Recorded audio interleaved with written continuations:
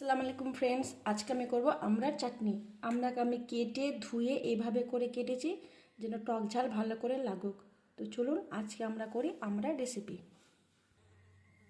আমড়ার চাটনি করার জন্য এখানে নিয়েছি আমি একটা পেঁয়াজ, একটা রসুন, 5 ফোড়ন, সরষা আর 3টে কাঁচা লঙ্কা। এগুলোকে আমি পেস্ট করে নেব। সমস্ত মশলা পেস্ট হয়ে গেছে, এবার আমরা করব আমড়ার রেসিপি। চলুন। কড়াই গরম হয়ে গেছে, আমি দিয়ে দেবো তেল।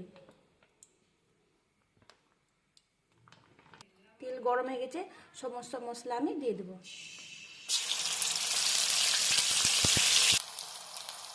দিব আমি হাফ টেবিল চামচ লবণ, হলুদ গুঁড়ো আর দিচ্ছি আমি একটু শুকনো লঙ্কার গুঁড়ো।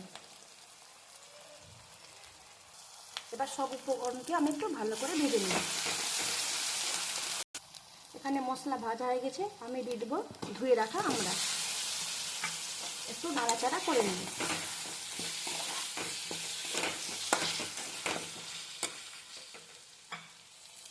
এখানে মশলা কষানো হয়ে গেছে, আমড়া সেদ্ধ হবার জন্য দিব আমি 1 কাপ জল।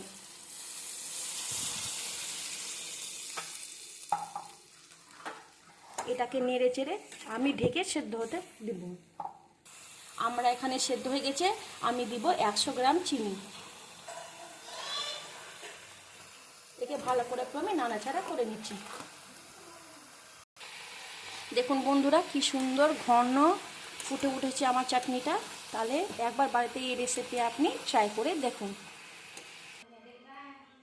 রেডি হয়ে গেছে আমাদের আমড়ার টক ঝাল চাটনি।